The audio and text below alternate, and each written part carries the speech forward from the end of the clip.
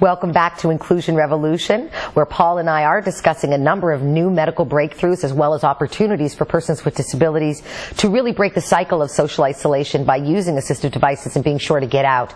Now, one of the things we were talking about on break, Paul, was the importance of communication devices. Yes. Because, of course, again, I always speak of my mother who's nonverbal, and without her Servox, which is a wand that essentially picks up the vibration, she wouldn't be able to communicate. Exactly. And although there are some barriers to that, and sometimes people don't always understand, I still am really impressed how she's utilized that as a communication tool. Right. So I wanted to spend a little time today talking about some of the breakthroughs for people who do struggle in the areas of communication, whether verbal or written.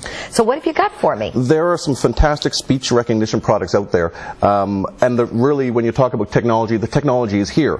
When you talk about dictation, translation of the spoken word into written text, for example, basically what this program does is the individual would have to read a short passage. So basically they read a pre-text passage that recognizes certain vocabulary that the individual speaker or the individual user... In order to create voice recognition. Exactly. Okay. And then after that, they simply can speak into the microphone, and it will dictate it into text, into Word documents, into emails, which really opens the door of communication for someone who has limited ability to communicate.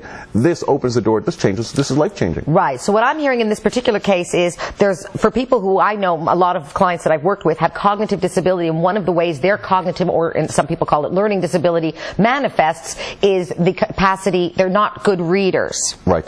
But they're very good speakers. Correct. Or, for instance, they have a hard time typing due to dexterity even. Right. But yet they can speak very well. Right. Or, for instance, I have some clients who can't both listen to something and make notes about it. Right. So, again, spoken word is very important, and being able to transfer that spoken word to a computer and then have the computer be able to read it, because the idea is they're not going to be able to type it, same problem. Right. So I know that there's a lot going on, and I've actually provided some of the clients I've worked with in the past voice-activated software where the tape recorder, you tape Paul telling you something, then walk over to the computer, plug it in, the computer then takes that information and types it out, or perhaps even reads websites to you. I know there's Dragon. Yes. There's, I always forget all the names, but I know I've recently used Dragon.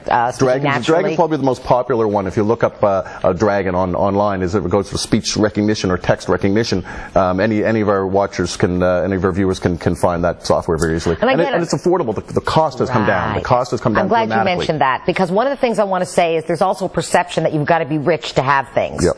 And the truth be told, you don't. No. Most of these accommodations are very accessible, both financially as well as with a little research. They're accessible, like you always say. I always say, go to Google and search assistive devices and then what your disability is. And it's amazing what we find. I mean, really, isn't that where we start our research? Exactly. It's going online and finding what's there, and then looking at what has been done and looking at what's coming up in the future, and where is the technology now, because the technology is changing so quickly these days that who would have thought 5 years ago it was a dream that people talk about, could I dictate into a microphone and why not have it type it for me? It's here. You're able to do it. We're in that time, and I'm still amazed by a remote. Right. Because I remember my father making me be the child. I was the remote as a kid. I don't know about you. I think we talked about that. But just simple things like that. But then now we're moving, and we're getting that it's so important to include persons with disabilities. And again, by equalizing the playing field, one of my favorite themes, equal versus special. This is a great example of how persons with disabilities equalize the playing field. It's fine for me to go on and talk about equal versus special, and how I don't believe it's special to equalize the playing field and allow people to do the same things as those that do not live with disability or don't have those particular challenges.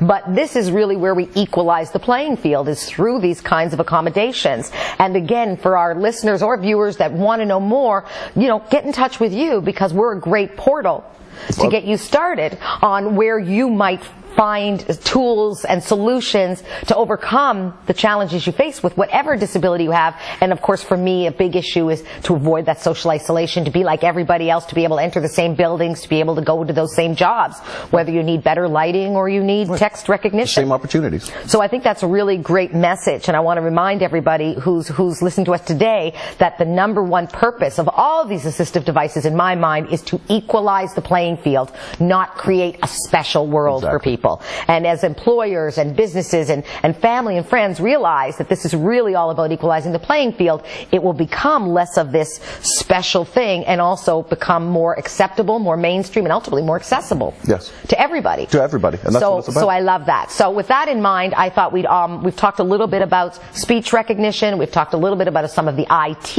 and then some of the old school stuff like the bracelet. So I love that we're both a little old school and we're also looking at some of the new IT. What else do you think is really important for our listeners to hear about today? I think there's some great actual medical breakthroughs. One is micromotors, for example. They're developing in Australia's Monash University. They're making microcomputers, micromotors that are small enough. They're 1/4 of a millimeter.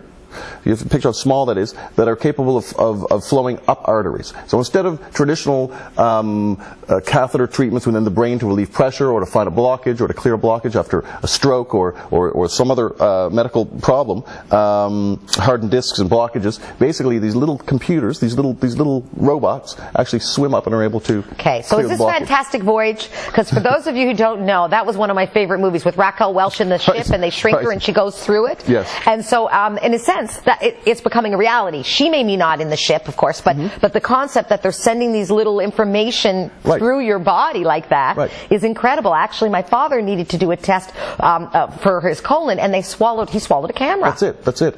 And the slammer goes through, takes pictures every milliseconds, and this is even comes smaller. out with quite a show. This is one where the doctor would actually be remote control. So picture a remote control car, but this is a remote control motor that the doctor, they inject into the bloodstream, and then they can follow it through. And it has to be strong enough, of course, to fight the flow of the flow of the blood within the arteries. So it's got to flow up. So it's actually going upstream. It's going upstream, basically. Oh, this is Fantastic Voyage. So it works on technology, and it's the same technology that's the FISO.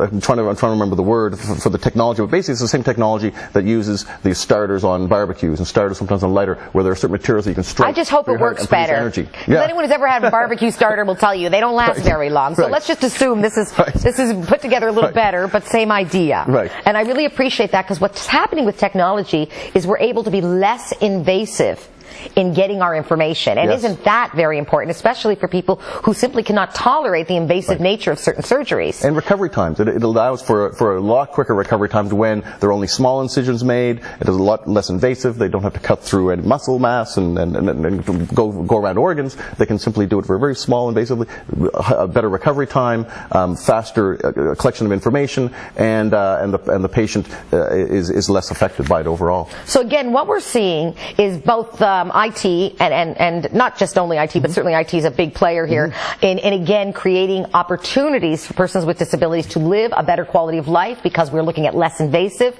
more supportive, easier use, ideally, because I'll tell you some of this stuff my mother looks at and goes, forget it. But she said that about the Servox, and here we are, and she sounds just like Stephen Hawking now. So smart. I tell her she sounds very smart because she sounds like Stephen Hawking. So, but all of these things are there. But just as we're winding up today, I want to ask you, what for you is the most important message coming out of all of these medical breakthroughs?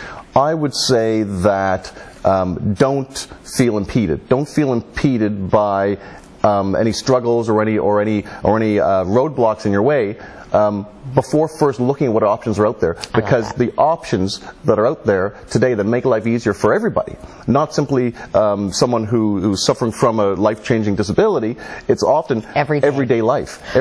Paul, my most important message in everything we're hearing here today is don't give up and take a good look. And I think that's a really important message. And I know when we come back, we're going to talk a little bit more about those breakthroughs and also do our poll of the week. So when we come back to Inclusion Revolution here on Eastlink Television, we're going to speak more to Paul about some of the research he's done and, of course, give you our weekly poll. We'll see you when we're back.